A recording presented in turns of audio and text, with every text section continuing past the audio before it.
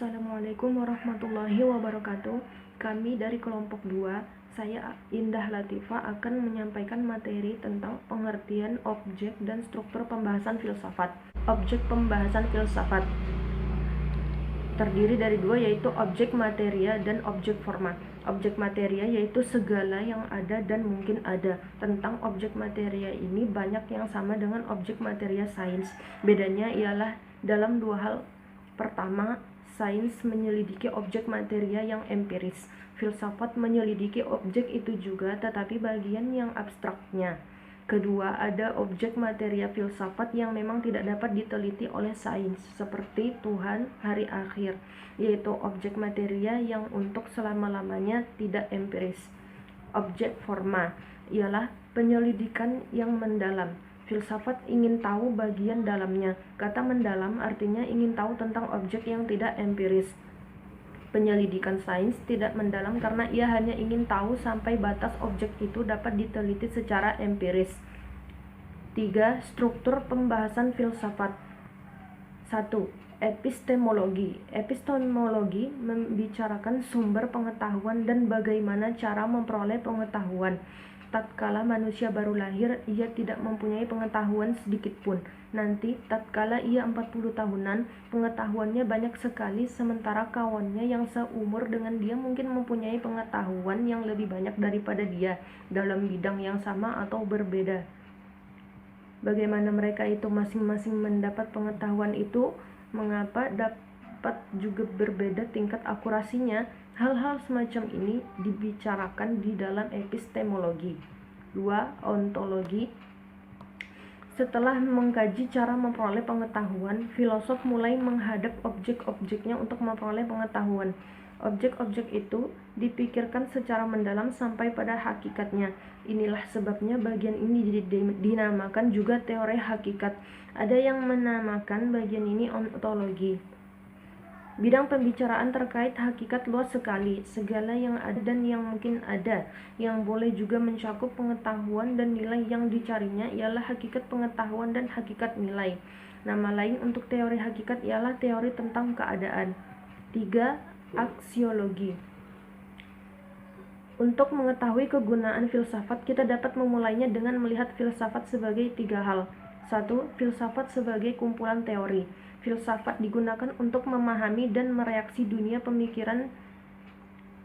Sebagai contoh, jika Anda umpamanya tidak senang pada komunisme, maka Anda harus mengetahui lebih dahulu teori-teori filsafat Marxisme, karena teori filsafat dalam komunisme itu ada di dalam filsafat Marxisme. 2. Filsafat sebagai philosophy of life. Filsafat dipandang sebagai pandangan hidup. Fungsinya mirip sekali dengan agama. Filsafat sebagai agama itu apa gunanya? Gunanya sama dengan kegunaan agama. Dalam posisi ini, filsafat itu menjadi jalan kehidupan. 3. Yang amat penting ialah yang ketiga, yaitu filsafat sebagai metodologi dalam memecahkan masalah. Menyelesaikan masalah itu mulai cara sains. Pusat perhatiannya pada fakta empirik. Biasanya penyelesaiannya tidak utuh karena fakta empirik tidak pernah utuh. Alternatif, orang menyelesaikan masalah melalui cara filsafat berdasarkan hati nurani. Materi selanjutnya akan disampaikan oleh Rizky Amalia. Baik, di sini saya akan membacakan tentang sejarah filsafat. Filsafat menurut Kamus Besar Bahasa Indonesia dapat berarti pengetahuan dan penyelidikan dengan akal budi mengenai hakikat segala yang ada, sebab, asal, dan hukumnya. Filsafat dapat berarti juga teori yang mendasari alam pikiran atau suatu kegiatan, atau juga ilmu yang berhentikan logika, estetika, metafisika, dan epistemologi. Filsafat dalam bahasa Inggris yaitu filosofi. Adapun istilah filsafat berasal bahasa Yunani, philosophia, yang terdiri dari dua kata, philos atau cinta, atau philia persahabatan, tertarik kepada, dan sophos hikmah, kebijaksanaan, pengetahuan, keterampilan, pengalaman praktis, intelijensi. Jadi, secara etimologis, filsafat berarti cinta, kebijaksanaan, dan kebenaran, love of wisdom. Orangnya disebut filsuf, yang dalam bahasa Arab disebut failasuf. Dalam bahasa lain, Filsafat dikenal dengan sebutan filosofi Inggris, filosofi Prancis dan Belanda, filosofi Wijsbegeerte Belanda, filosofia Latin. Kata filsafat diambil dari bahasa Arab, yaitu falsafah. Secara etimologis, filsafat berasal dari bahasa Yunani filosofia, merupakan bentukan dari philos atau philo, dan sepia atau sophia. Filsafat merupakan pemikiran secara sistematis. Kegiatan kefilsafatan ialah merenung, tetapi merenung bukanlah melamun juga, bukan berpikir secara kebetulan yang bersifat untung-untungan. Perenungan kefilsafatan ialah percobaan untuk menyusun suatu sistem pengetahuan yang rasional yang memadai untuk memahami dunia tempat kita hidup, maupun untuk memahami diri kita sendiri. Berbicara tentang istilah filsafat, sesungguhnya sebagaimana keragaman pengertiannya, istilah ini juga digunakan untuk berbagai objek yang berbeda. Pertama, istilah filsafat digunakan sebagai nama bidang pengetahuan, yaitu pengetahuan falsafat. Suatu pengetahuan yang ingin mengetahui segala sesuatu secara mendalam. Kedua, istilah filsafat digunakan untuk menamakan sebuah hasil karya. Hasil karya yang mendalam dari Plato disebut filsafat Plato. Pengetahuan mendalam dari Ibnu Rashid disebut filsafat Ibnu Rashid. Begitu selanjutnya.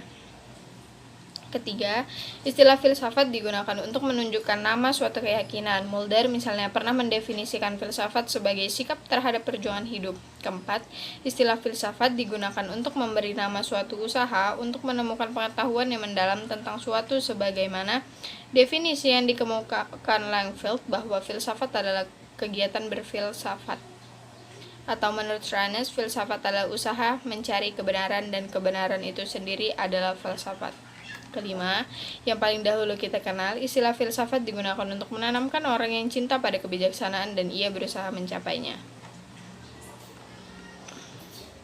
Harun Nasution berpendapat bahwa istilah filsafat berasal dari bahasa Arab karena orang Arab lebih dulu datang dan sekaligus mempengaruhi bahasa Indonesia daripada orang dari bahasa Inggris. Oleh karena itu, dia konsisten menggunakan kata falsafat bukan filsafat. Buku-bukunya mengenai filsafat ditulis dengan falsafat seperti falsafat agama dan falsafat mistisme dalam Islam. Kendati istilah filsafat yang lebih tepat adalah falsafat yang berasal dari bahasa Arab, kata filsafat sebenarnya bisa diterima dalam bahasa Indonesia, sebab sebagaimana kata Arab yang diindonesiakan mengalami perubahan dalam huruf vokalnya, seperti masjid menjadi masjid dan karomah menjadi keramat. Karena itu perubahan huruf A menjadi I dalam falsafat bisa ditolerir.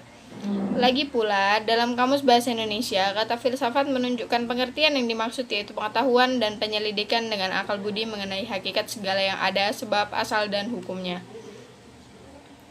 Beberapa pengertian pokok tentang filsafat menurut kalangan filosof adalah: yang pertama, upaya spekulatif untuk menyajikan suatu pandangan sistematik serta lengkap seluruh realitas. Yang kedua, upaya untuk melukiskan hakikat realitas akhir dan dasar sertanya.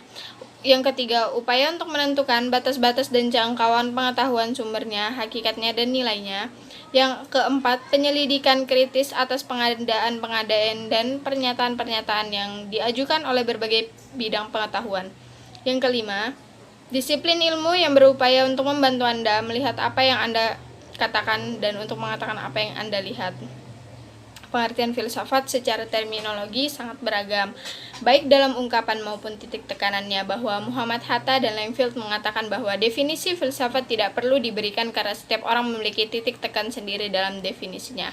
Oleh karena itu, biarkan saja seorang meneliti filsafat terlebih dahulu, kemudian menyimpulkan sendiri. Pendapat ini ada benarnya, sebab intisari berfilsafat itu terdapat dalam pembahasan, bukan pada definisi. Namun, definisi filsafat untuk dijadikan patokan awal diperlukan untuk memberi arah dan cakupan objek yang dibahas, terutama yang terkait dengan filsafat ilmu. Sekian dari saya. Kemudian saya akan membacakan materi terakhir, yaitu sifat dasar filsafat. Yang pertama adalah berpikir radikal. Berfilsafat berarti berpikir secara radikal. Filsuf adalah pemikir yang radikal. Karena berpikir secara radikal, ia tidak akan pernah terpaku pada fenomena suatu intensitas tertentu. Ia tidak akan pernah berhenti pada suatu wujud realitas tertentu. Berpikir radikal tidak berarti hendak mengubah, membuang, atau menjukir-balikan sesuatu, melainkan dalam arti yang sebenarnya yaitu berpikir secara mendalam. Untuk mencapai akar persoalan yang dipermasalahkan, berpikir radikal justru hendak memperjelas realitas lewat penemuan serta pemahaman akan akar realitas itu sendiri. Yang kedua adalah mencari asas. Filsafat bukan hanya mengacu pada bagian tertentu dari realitas, melainkan kepada keseluruhannya. Dalam memandang keseluruhan realitas, filsafat senantiasa berupaya mencari asas yang paling hakiki dari realitas yang ada. Para filsuf Yunani yang terkenal sebagai filsuf-filsuf alam mengamati segala keragaman realitas di alam semesta, lalu berpikir dan bertanya, tidakkah di balik keanekaragaman itu hanya ada suatu asas? Lalu mereka mencari asal-usul asas pertama alam semesta. Thales mengatakan bahwa asas pertama alam semesta itu adalah air. Mencari asas pertama berarti juga berupaya merupakan sesuatu yang menjadi esensi realitas, dengan menemukan sesuatu ensentitas realitas. Realitas itu dapat diketahui dengan pasti dan menjadi jelas. Mencari asas adalah salah satu sifat dasar filsafat. Kemudian memburu kebenaran. Filsuf adalah pemburu kebenaran. Kebenaran yang diburunya adalah kebenaran hakiki tentang kebenaran seluruh realitas dan setiap hal yang dipersoalkan. Oleh sebab itu dapat dikatakan bahwa berfilsafat berarti memburu kebenaran tentang segala sesuatu. Dengan demikian, terlihat bahwa salah satu sifat dasar filsafat ialah senantiasa memburu kebenaran. Upaya memburu kebenaran itu adalah demi kebenaran itu sendiri, dan kebenaran diburu adalah kebenaran yang lebih meyakinkan serta lebih pasti. Kemudian mencari kejelasan. Salah satu penyebab lahirnya filsafat ialah keraguan. Untuk menghilangkan keraguan diperlukan kejelasan.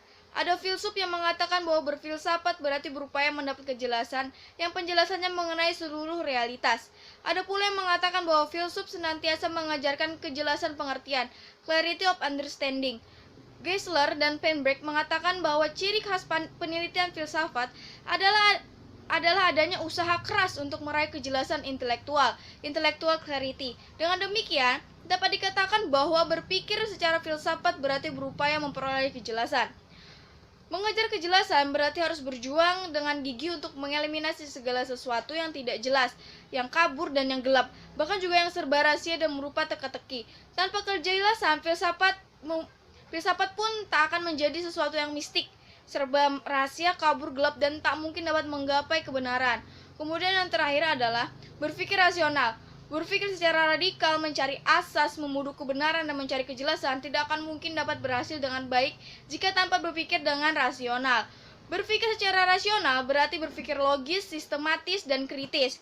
Berpikir logis adalah bukan hanya sekedar menggapai pengertian yang dapat diterima oleh akal sehat, melainkan agar sanggup menarik kesimpulan dan mengambil keputusan yang tepat dan benar dari premis-premis yang digunakan. Berpikir kritis berarti membakar kemauan untuk terus-menerus mengevaluasi argumen-argumen yang mengklaim dirinya benar. Seseorang yang berpikir kritis itu tidak akan mudah menggenggam suatu kebenaran sebelum kebenaran itu dipersoalkan dan benar-benar diuji terlebih dahulu. Berpikir logis, sistematis, kritis adalah ciri utama berpikir rasional. Adapun berpikir rasional adalah salah satu sifat filsafat.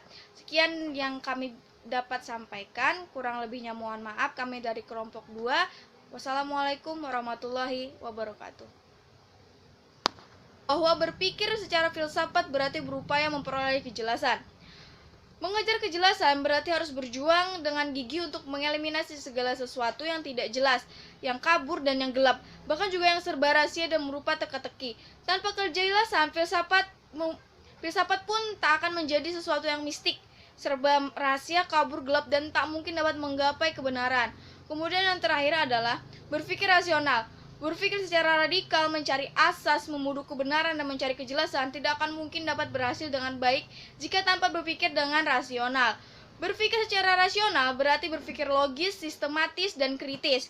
Berpikir logis adalah bukan hanya sekedar menggapai pengertian yang dapat diterima oleh akal sehat, melainkan agar sanggup menarik kesimpulan dan mengambil keputusan yang tepat dan benar dari premis-premis yang digunakan. Berpikir kritis berarti membakar kemauan untuk terus-menerus mengevaluasi argumen-argumen yang mengklaim dirinya benar. Seseorang yang berpikir kritis itu tidak akan mudah menggenggam suatu kebenaran sebelum kebenaran itu dipersoalkan dan benar-benar diuji terlebih dahulu. Berpikir logis, sistematis, kritis adalah ciri utama berpikir rasional. Adapun berpikir rasional adalah salah satu sifat filsafat.